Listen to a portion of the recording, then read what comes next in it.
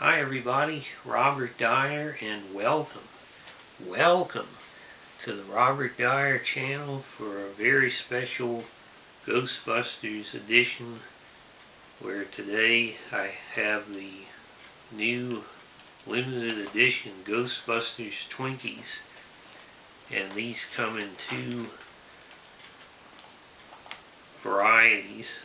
And the great thing is that both of these are based on something from the Ghostbusters movies.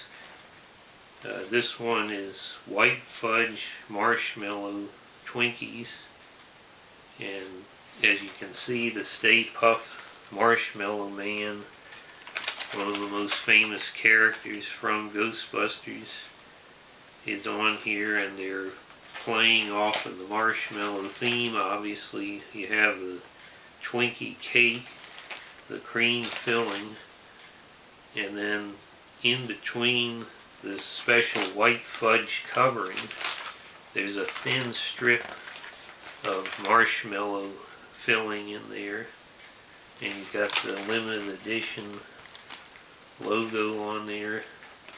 Unfortunately, nothing to sell, either the product or the movie on the back, which is lazy marketing in my opinion. These also have a whopping 30% saturated fat for the day, compared to the key lime slime, which has 18%. And so let's get those over here. And you can see they've got the slime theme going throughout the box here. It's green all around, and here you have the standard Twinkie and the key lime cream filling in the middle. And the one thing that's odd about this is that where they had the Stay Puft Marshmallow Man, there's no Slimer on here, who would have been the relevant character, I would think, to key lime slime. But let's go ahead and get these out of the box. Let's get out the White Fudge Marshmallow first, and that's the aroma is definitely white fudge. You can see there's a little bit of that Hostess shrink ray effect going on, where this is not the size that Twinkies were when I was a kid, that's for sure. You got the very blunt ends on here, much sharper than an actual Twinkie. But let's go ahead and see how it tastes.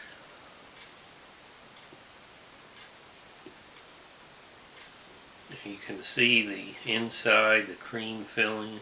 While you can taste the marshmallow inside, it does get a little bit lost in the other similar flavors around it, being the cream filling and the white fudge. The white fudge itself is actually quite good, because if you had a white fudge covered Oreo, something like that, it does have a nice rich fudge flavor. The cake in here is also pretty moist compared to the initial comeback products of Hostess. They really have made a lot of improvements since the initial criticism.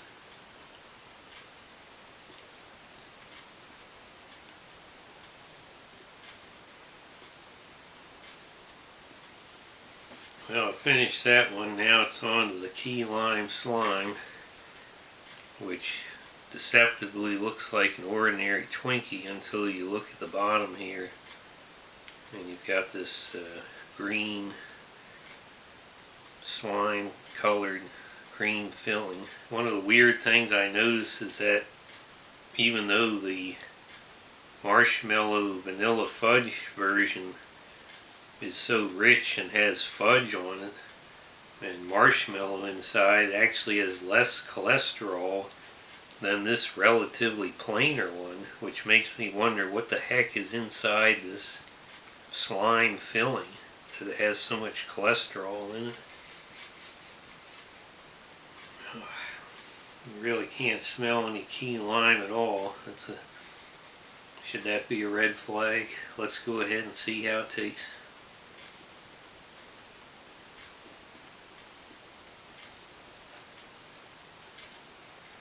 Well, this has got, seems like it's got more cream filling in it than the other one did.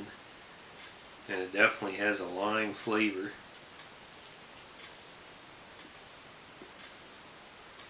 Well, this is, I think both of these are good quality products. I like how Hostess has really listened to the criticism and improved their products over the initial reboot. My verdict would be that the key lime slime, it definitely delivered on the flavor promise, the color, the Ghostbusters novelty experience of it. I would give that a solid 4 stars, but I think that really the winner here is the White Fudge Marshmallow. Not only the superficial fact of having a nice packaging with the character on there, but more importantly the flavor and the product, the richness of it. And in fact, this not only gets 5 stars from me, but it also is going to get a John Candy Award for having that extra level of decadence with the fudge covering, the marshmallow, the cream. Very nice job on that by Hostess. Now, with the product review out of the way, let me go on to my YouTube Sony Ghostbusters rant. Now, there's no question that Sony has disrespected the fans of the original Ghostbusters through this whole process, but I think it's still important to judge the movie on its own merits. And I don't like to focus on the shenanigans going on at YouTube, but I think it's important that people know what's going on, because the casual viewer is looking at the numbers. They say PewDiePie has 2 billion, Grace Helbig has 2 billion subscribers, and Robert Dyer has 9,700 something. That clearly means that the content on PewDiePie's channel is far superior, and he therefore has earned all of his success.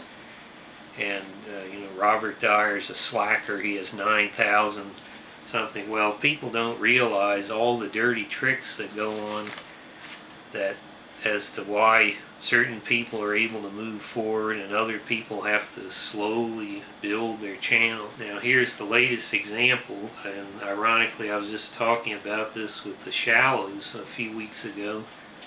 I was going to go to Ghostbusters on Thursday night this week and try to do a review for Thursday night, Friday morning.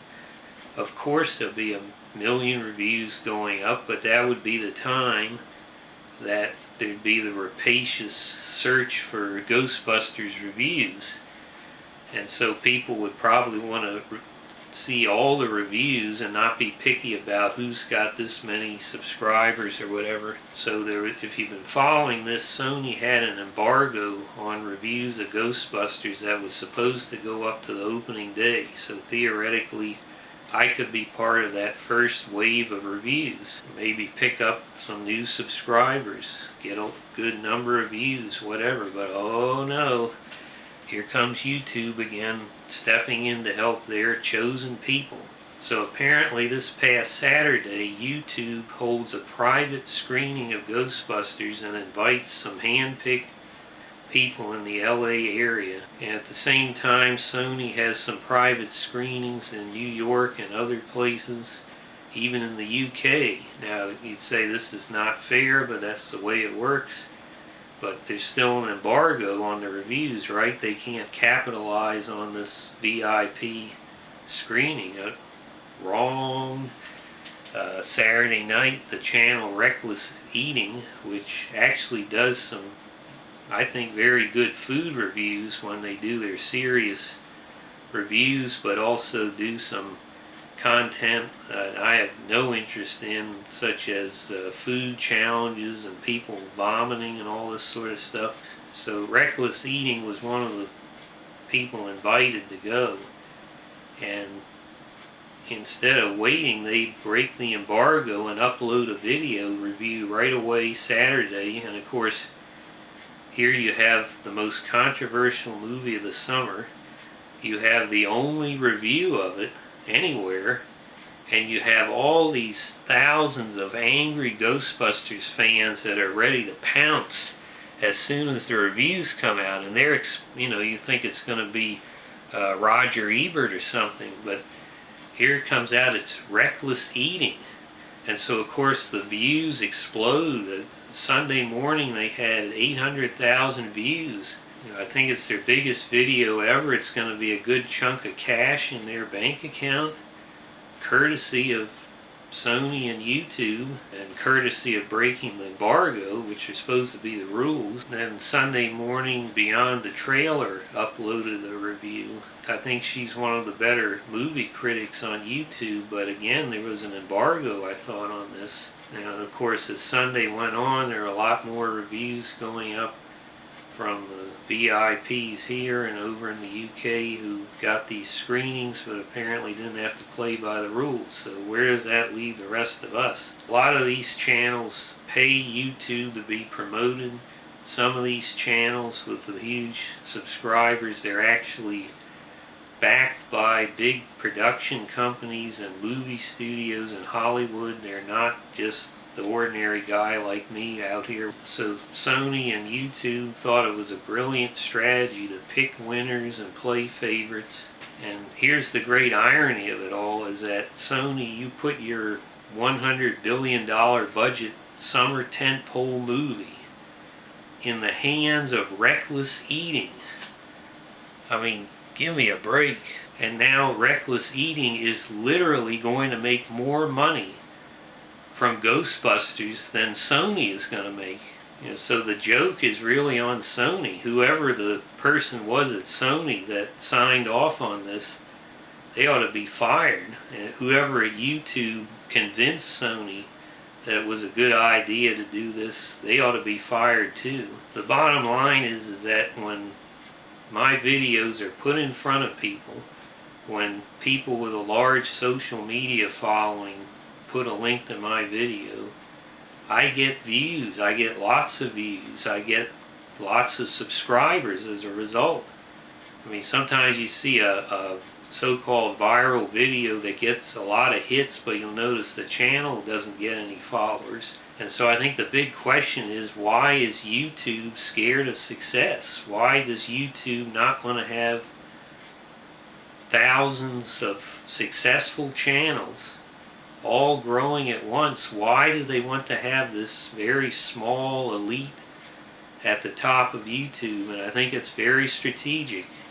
There's a lot of money involved, and there's a lot of things going on that we don't understand about all these big companies and who's backing who and who's paying what. But the bottom line is there's a concerted effort to keep an elite at the top, and these sort of moves, they're just clearly designed to undercut the little guys like us. Maybe next time you'll invite a lot more channels and maybe some actual Ghostbusters fans. But for now, put that in your proton pack and smoke it. Hope you like this video. Share it with your friends. Please subscribe, and I'll see you next time. Bye, everybody.